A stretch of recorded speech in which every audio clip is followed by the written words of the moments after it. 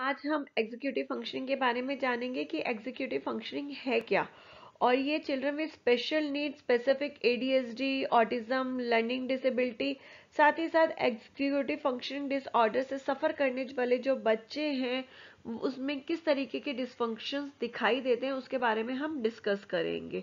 तो चलिए बिना वक्त ज़ाया आज की क्लास शुरू करते हैं। लेकिन आज की क्लास शुरू करने से पहले अगर आप चैनल पे नए हैं तो ऐसे ही नॉलेज के लिए, इंफॉर्मेशन के लिए, एजुकेशन अपडेट्स के लिए जल्दी से चैनल को सब्सक्राइब और बेल आइकन को दबाना बिल्कुल मत भूलिएगा, जिससे इस चैनल पे आने वाली वीडियो की नोटिफिकेशन आपको जल्दी से मिल जाए।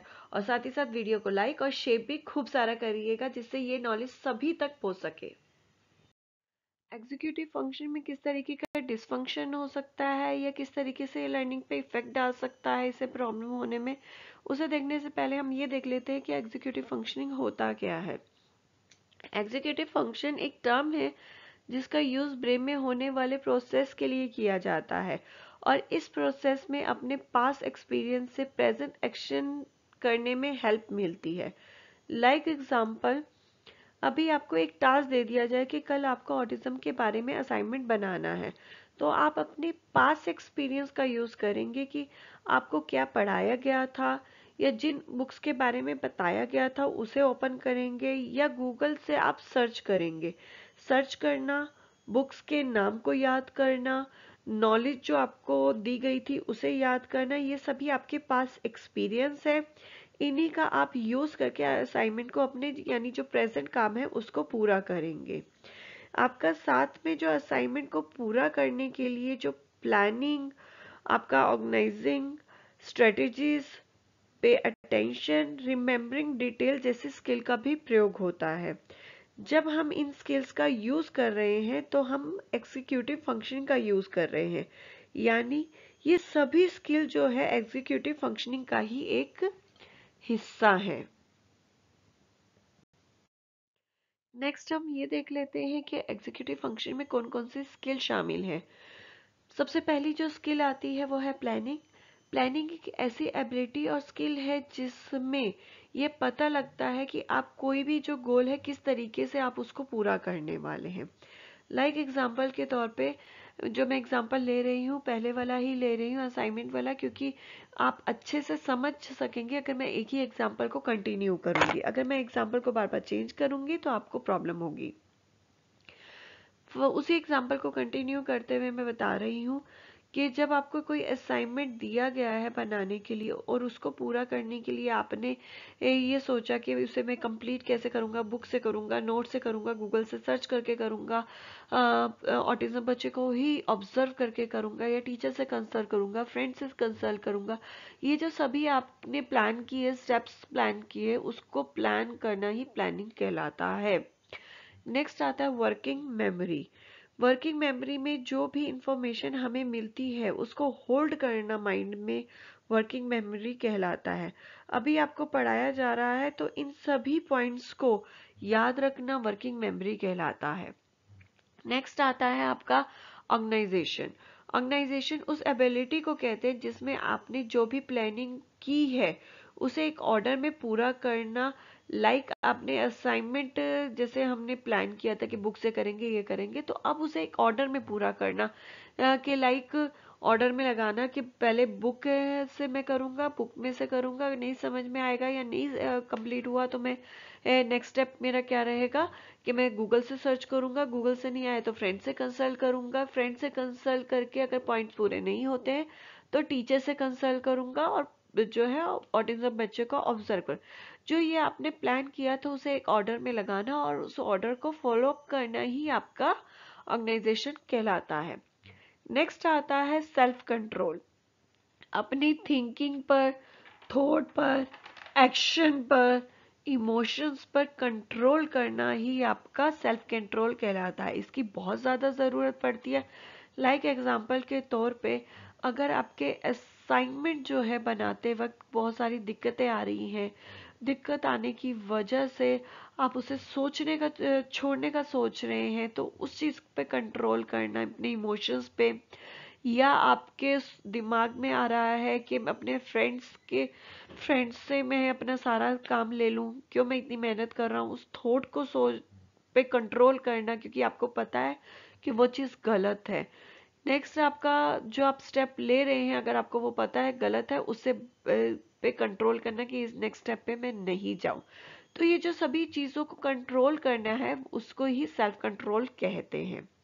नेक्स्ट आता है टाइम मैनेजमेंट।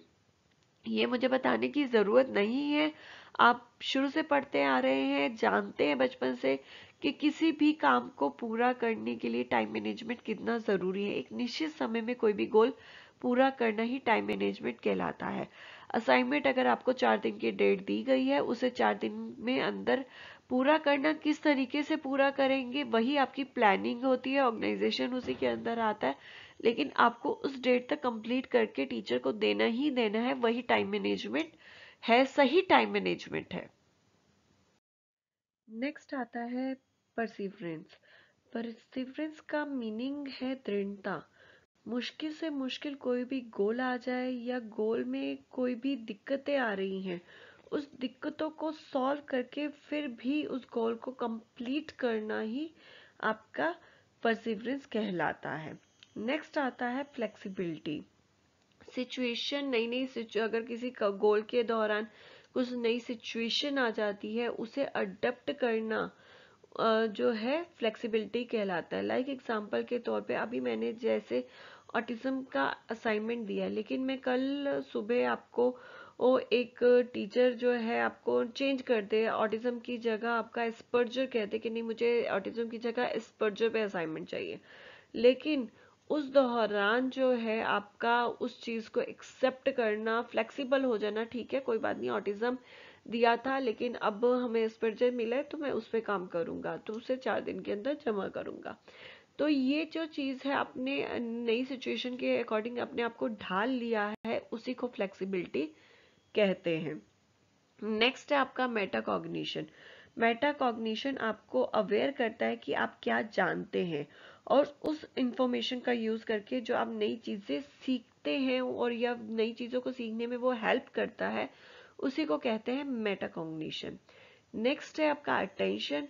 अटेंशन जानते हैं आप किसी भी चीज में जब तक आप पूरा फोकस नहीं देंगे तब तक वो चीज आपको अचीव नहीं होगी।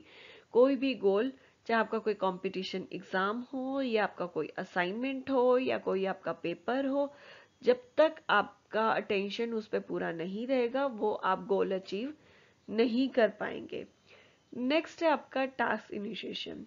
किसी भी टास्क को, ऐसी एबिलिटी किसी भी टास्क को या गोल को खुद से इंडिपेंडेंटली अचीव करना, खुद से आगे बढ़ के अचीव करना। लाइक एग्जाम्पल के तौर पे अगर मैं ये असाइनमेंट एक किसी पर्टिकुलर बच्चे को दूं कि मुझे एक बच्चे को ये कोई भी एक बच्चा असाइनमेंट मुझे पूरा करके दे, पूरी क्लास में कोई भी एक बच्चा असाइनमेंट पूरा करके दे, तो उस दौरान क्लास में से खुद से बढ़ के आगे कि मैडम मैं ये काम करूंगा, तो वो खुद से आगे बढ़कर इंडिपेंडेंटली उस काम को पूरा भी करके देना जो है आपका टास्क इनिशिएशन कहलाता है। अब देखते हैं कि किस तरीके का डिसफंक्शन जो है आपको दिखाई देगा एग्जीक्यूटिव फंक्शनिंग के अंदर। सबसे पहले जो है किसी तरीके की प्लानिंग करने में प्रॉब्लम दिखाई देती है, साथ ही साथ उस प्लानिंग को पूरा करने में कितना समय लगेगा उसे समझने में भी बच्चों को प्रॉब्लम होती है।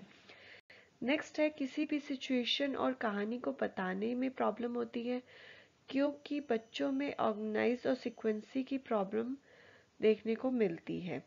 जब किसी को कोई भी सिचुएशन और स्टोरी बतानी है तो उसको ऑर्गेनाइज और सीक्वेंसिंग होनी चाहिए, तभी जो है सामने वाले को समझ आती है।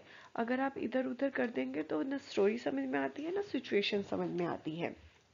तो इसलिए अगर बच्चों में इन चीज़ों में स्किल्स में कमी आती है तो बच्चों में ऑर्गेनाइज और सीक्वेंसी कमी आती है, जिसकी वजह से ये जो बच्चे हैं स्टोरी और रियल सिचुएशन को किसी को समझाने में उन्हें दिक्कत होती है। नेक्स्ट, अपनी मेमोरी का यूज़ करके, यानी जो पास्ट इंफॉर्मेशन है उसको प्रेजेंट में यूज़ करने में उनको प्रॉब्लम होती है। नेक्स्ट, किसी भी कार्य को खुद करने में, इंडिपेंडेंटली स्टार्ट करने और गोल को उसे पूरा करने के लिए खुद से जो आइडियाज होते हैं उसे उन्हें लाने में, उत्पन्न करने में उन्हें प्रॉब्लम होती है। इनके साथ कुछ करते समय इन जब ये गोल कर रहे होते हैं उस समय पर जानकारी को बनाए रखना, वो भी उनको दिक्कत होती है। लाइक जब फोन डायल कर रहे हो, डायल करते हुए नंबर को याद रखना, तो वो भी इन बच्चों में दिखने को मिलती है। किन बच्चों में? जिन बच्चों में एग्जीक्यूटिव फंक्शनिंग में डिसफंक्शन देखने को मिलता है।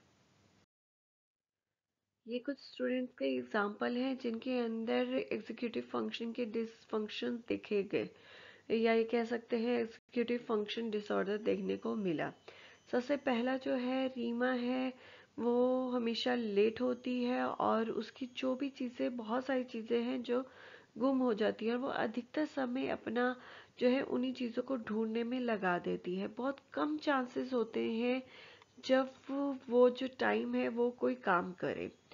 नेक्स्ट जो स्टूडेंट है उसके अंदर जो है, जब मैथ स्ट्रेटेजीज लिखी जाती हैं बोर्ड पे, और उसकी प्रैक्टिस करने के लिए 3 टाइम्स ग्रुप, स्मॉल ग्रुप को बोला जाता है, तो जब बोर्ड पे लिखे होने की के बावजूद भी वो बच्चे जो हैं एक भी स्टेप नहीं कर पाता है।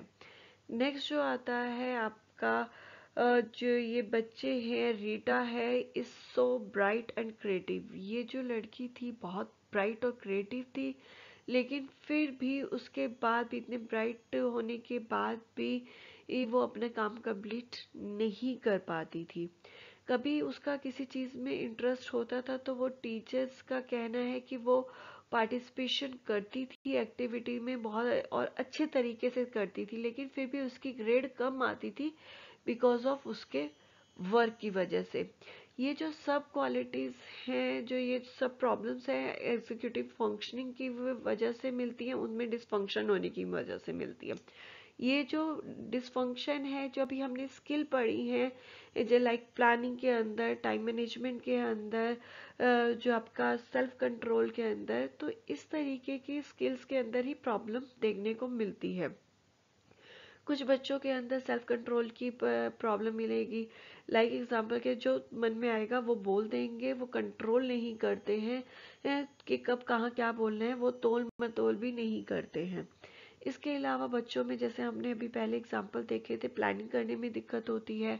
प्लानिंग कर ली तो उसके बाद अगर कुछ प्रॉब्लम आ जाती है काम करते वक्त, उस प्रॉब्लम को सॉल्व करने या उसमें अडप्ट होने में उनको दिक्कत होती है।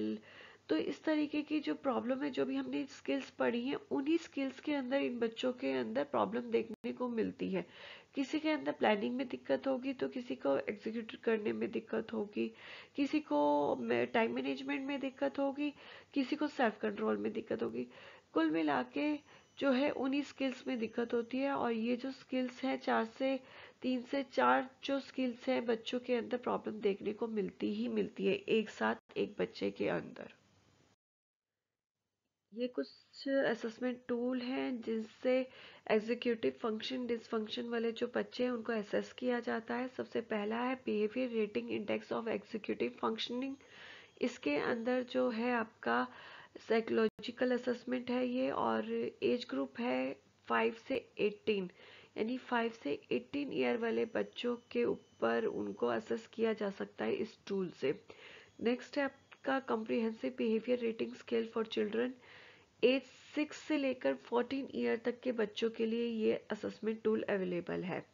नेक्स्ट जो है आपका चिल्ड्रन बिहेवियर चेकलिस्ट, ये 1991 में आया था, और ये जो है आपका टीचर रिपोर्ट रेडी करेगी, उस बिहाफ पे एक चेकलिस्ट है बच्चों को ऑब्जर्व करके। आज की क्लास यहीं ख़त्म होती है। अगर आज की क्लास आपको पसंद आई है तो वीडियो को लाइक और शेयर ज़रूर करिए, और साथ ही साथ अगर चैनल पे आप नए हैं तो ऐसी ही इन्फॉर्मेशन के लिए और एजुकेशन अपडेट के लिए चैनल को जल्दी से सब्सक्राइब और बेल आइकन को दबाना तो बिल्कुल मत भूलिएगा, जिससे इस चैनल पे आने वाली वीडियो की नोटिफिकेशन आपको जल्दी से मिल जाए।